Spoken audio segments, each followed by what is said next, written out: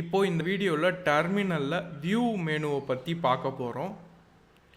இது மாதிரி பிளாக்காக இருக்குது. இந்த மெனுவோட டேப்லாம் பார்த்தீங்கன்னா இப்படி இருக்குது. இது எனக்கு திரும்ப ஒயிட்டில் வேணும்னா எடிட்டில் போய் ப்ரிஃபரன்ஸ் போங்க. உங்கள் ப்ரொஃபைலை செலக்ட் பண்ணிவிட்டு ஜென்ரலில் தீம் வேரியண்ட்டை லைட் ஆக்குங்க. இப்போ பார்த்தீங்கன்னா இங்கே ஒயிட் அந்த பிளாக் டெக்ஸ்ட் இருக்கும். இப்போது வியூ மெனுவில் first option show menu bar, இது டிக் பண்ணி தான் இருக்குது. இதை அன்டிக் பண்ணிங்கன்னா மெனு பார் ஹைட் ஆகிடும். என்ன மெனு பார் காணாமல் போயிடுச்சுன்னு நீங்கள் டென்ஷன்லாம் ஆகணும். செஷன் ஏரியாவில் வந்து ரைட் கிளிக் பண்ணி ஷோ மெனு பார் ஆப்ஷன் நீங்கள் இதுலேயும் பார்க்கலாம். டிக் பண்ணிங்கன்னா மெனு பார் வந்துடும்.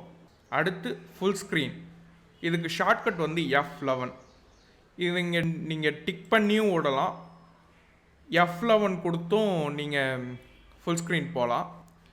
இப்போது ஃபுல் ஸ்க்ரீன்லேருந்து எக்ஸிட் ஆகணுன்னா F11ம் கொடுக்கலாம். இங்கே போய் நீங்கள் ஃபுல் ஸ்க்ரீனை அன்டிக் பண்ணியும் விடலாம். அடுத்து ஜூம் இன், இதில் ஷார்ட்கட் பார்த்தீங்கன்னா உங்களுக்கு கன்ஃபியூஷாக இருக்கும். கண்ட்ரோல் இன்னும் 2 ப்ளஸ்ன்னு நினச்சிக்காதீங்க. இந்த மிடில் வருது இல்லை, கண்ட்ரோலுக்கும் லாஸ்ட்டாக இருக்க ப்ளஸ்க்கும் மிடில் இருக்கிறதுக்கு என்ன அர்த்தம்னா கண்ட்ரோல் அதுக்கப்புறம் ஏதாவது கீ கொடுங்கன்னு அர்த்தம். நீங்கள் 2 ப்ளஸ்ன்னு நினச்சிக்காதீங்க. இப்போ ஜூம் இன் கொடுத்தோன்னா உங்களை டெர்மினலில் ஜூம் பண்ணும், அதனால் உங்கள் டெக்ஸ்ட்டு சைஸ் இன்க்ரிமெண்ட் ஆகும். இப்போது ஜூம் அவுட் ஆப்ஷன் பார்ப்போம். இதுக்கு ஷார்ட்கட் வந்து கண்ட்ரோல்-. இது எதுக்குன்னா உங்களுக்கு டெக்ஸ்ட்லாம் ரொம்ப பெருசாக வேணாம், கொஞ்சம் சின்னதாக இருந்தால் போதும்னா நீங்கள் ஜூம் அவுட் பண்ணிக்கிட்டே வரலாம். ரொம்ப நான் ஜூம் இன் பண்ணிட்டேன் இல்லை ரொம்ப நான் ஜூம் அவுட் பண்ணிட்டேன்னு நினச்சிங்கன்னா டிஃபால்ட் சைஸ்க்கு கொண்டு வரலாம். அதுக்கு தான் நார்மல் சைஸ். இதுக்கு ஷார்ட்கட் வந்து Ctrl+0.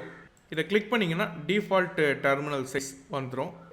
இந்த வியூ மெனு ஆப்ஷன்ஸ்லாம் யூஸ் பண்ணி பாருங்கள், அப்போ தான் மைண்டில் செட் ஆகும், அப்புறம் ஞாபகமும் இருக்கும்.